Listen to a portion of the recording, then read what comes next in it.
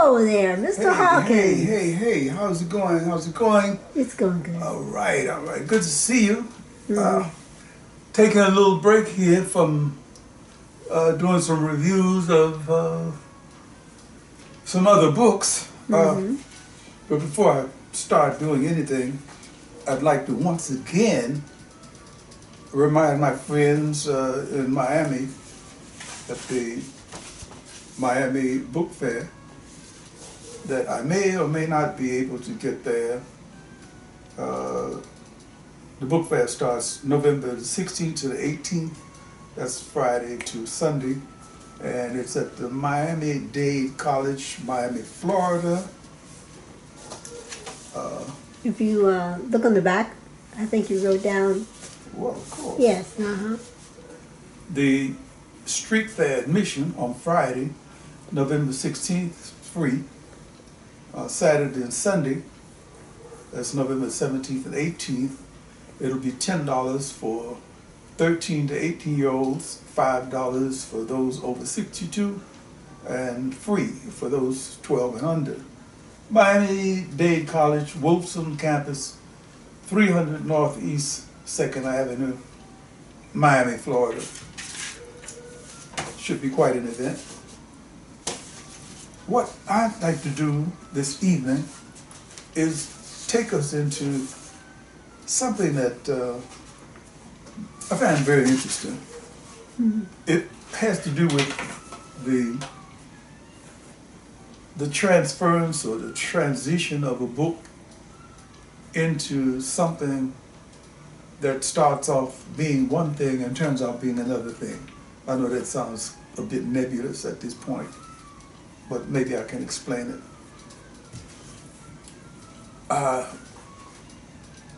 As you all know, as many of you do know, I started off writing books that were published, at least 17 of them, were published by Holloway House.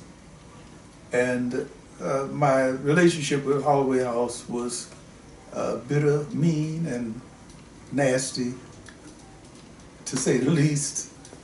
But I made some good friends. One of them was an artist named Tony Gleason. And I'm starting off by showing this book. I think you can see it.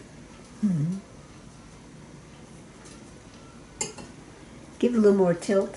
That pineapple juice is great. That doesn't look like pineapple juice. Is that okay?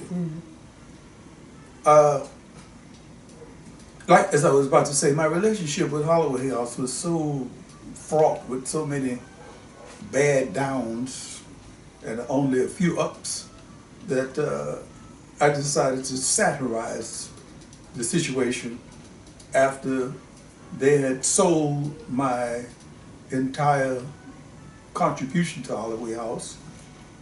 They had sold my entire, list of books, with 17 books, to Kensington Press without my permission and without even telling me that they had done it. I only found out about it months and months after the fact. In any case, the deed was done. I managed to reacquire, obtain or retain rights to those 17 books. And like I said, I decided to satirize the situation. Who helped you obtain the rights? 3 different organizations. I'm a union man. The Authors Guild, the National Writers Union, and the Authors Guild, Writers Union? Writers Guild of America? Writers Guild of America. Right, okay. Writers Guild of America. West. Authors Guild. National. And National Writers Union and Writers Guild of America West, right? You know, yeah. You know what's funny? Right. I'm thinking about 6 other unions, and I want to be completely straight about this. Authors Guild, Screenwriters Guild, and National Writers Association. Writers Union. Writers Union, National Writers. Okay. Who were instrumental in helping me retain the rights to my books. I thought it would be worth a little satirical book not very big, that would satirize my relationship with Holloway House. So I decided to write a book called Hollow Daze. And it's interesting because the people at our universe knew a lot about Holloway House and their dealings with their writers and so forth. They were never forthcoming, they were always dishonest, and I've said it before and I'll say it up until the day I die, what a rotten company they were. But at least they were instrumental in helping me put my books out. I went to my friend Tony Gleason to do a cover for me. Tony did this cover, which most aficionados will agree is a very fine drawing of a matador in action. Of course, obviously, he can do it. He did do it. But I asked him to do me a typical lousy Holloway House cover. And he had problems because, you know, what do you do if you're a fine artist and you want someone to do a piece of junk to indicate how bad the Holloway House covers could be? So he did this as a joke, and that's what it became. But inside the book is a fairly decent, coherent recitation of the relations that I had with the publisher, whose name I shall not pronounce, and what went on during the course of my relationship with him, with them, and also with several other writers. Matter of fact, the place was so scammy that it was reputed. One of the writers died, and the 3 books that he had published when he was alive were selling so well that they took some notes, they took some outlines that he had started to do and decided to create 14 or 15 post-mortem books.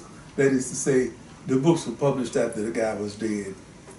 And whether or not he wrote them is something anybody can determine by whatever means they want to determine that. It's here in Hollow Daze. Hollow Daze. Mm-hmm. The book I'd like to talk about this evening is this book, Portrait of Simone. This was the Holloway House typical format, the size, and so forth. They didn't think very much about publishing books that were longer than 214 pages because it would exceed the spine of the book. They had designed a standard spine of this particular size in order to fit 214 pages. Going beyond 214 pages would have made it a fat book. And as we all know, books come in different sizes and different shapes. So why would you want to have it limited to only 214 pages? But that's the way it was at that time. But that looks like a nice cover, pretty nice cover. This cover was done by a friend of mine named DJ Robinson. And the model is a very well-known and very talented friend of ours named Dee Dee McNeil. Oh, the one, the singer. The singer. Oh, okay. The singer. She's a singer, poet. Mm-hmm. We came out of the Watts Writers Workshop together. Mm-hmm. And she was one of the original members of the Watts Prophets. Wow. Richard Dado, Otis O'Solomon Smith, and Father Amdi. I didn't know you had a woman, but okay. Yeah, Mm-hmm. she was one of the people Mm-hmm. who came out of there. Anyway, the book is about a young soldier who has a love affair with an older woman in Augusta, Georgia in 1962 or something like that. And it's not so much a love story as it is an unfulfilled kind of adventure. There was no way that these two people could possibly find love and eventual happiness because of all of the obstacles were against them. We frequently are given stories about some man having a relationship with a woman 20, 25 years his junior, but not often the other way. In this instance, this woman is appreciably older than this young man. And they try. They try to make it work, but there's no way. So it becomes a failed love affair. But it retains a lot of the poignancy and the kind of thing that the Brazilians call saudade. You know, it's the longing for that place that you used to know. It's a feeling about something that happened that will always be in your heart and in your mind. So maybe this is a novel about saudade. The book went from being this cover by DJ Robinson to being this cover. What happened was that after I gained control of the rights to the book,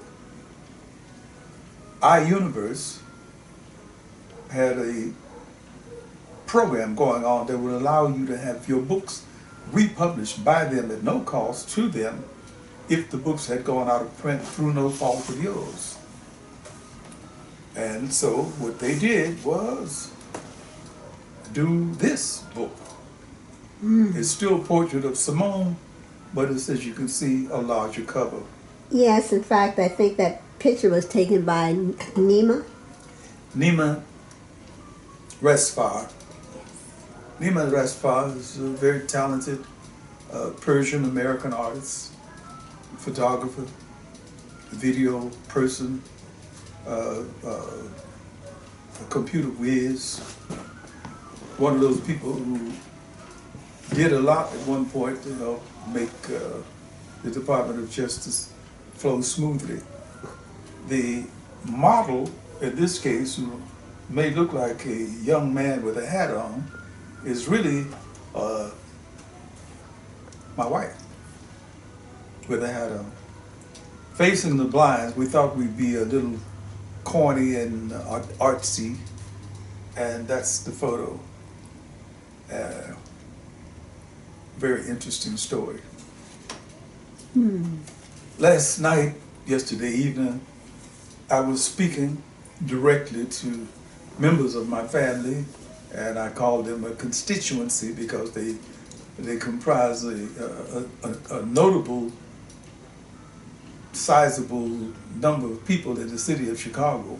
They might be, I don't know, maybe a fourth of the population for all I know. I'm just joking, but I suggested to them, and I'll reiterate the suggestion, that perhaps they could get together something like a Buy Uncle Odie Club. I have enough books for them to read, and I have enough of what they're about in the books for them to be able to enjoy reading about themselves, if that's what they choose to do. What about your classmates from DuSable? Well, that's another group of people. If they've managed to make it through the latest floods and come out on the other side of the waterfall, they should have enough money to buy all 34 of the books that I've had published. I would like to make a thank you for that. Why not establish an Odie Hawkins library in every household that I'm speaking to? Don't loan each other my books. Buy your own. Buy your own. Go to your local bookstore and tell them, I'm all over the place. All you have to do is just simply say, Google up Odie Hawkins, and you'll find that he's my uncle. You can also buy your radio plays online. Well, that's another story altogether because the radio plays are not in book form. Yeah. So what they Sometimes. could do, Mm-hmm.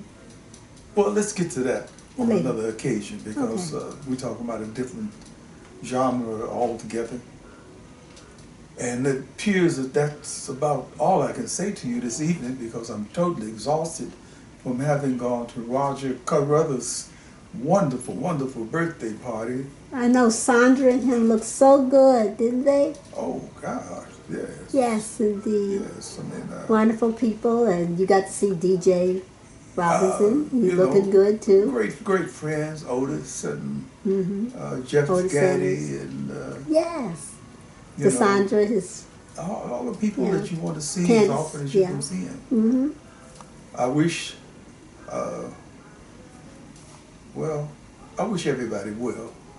And on that note, we'll be back tomorrow, Tomorrow, reminding you to stay out and buy books. and buy books. Oh, where can they Don't buy them? buy. Okay, and they can buy at the local bookstore or at Amazon.com or at Barnes & Noble. Just go in and say, I want a book by Odie Hawkins, and they can order it, or your local bookstore, right? That's all you have to do. Ah, That's all you have to do. all right then. And in that way, what you will do is allow me to have enough residuals at the end of the year to be able to go off and leave you all alone.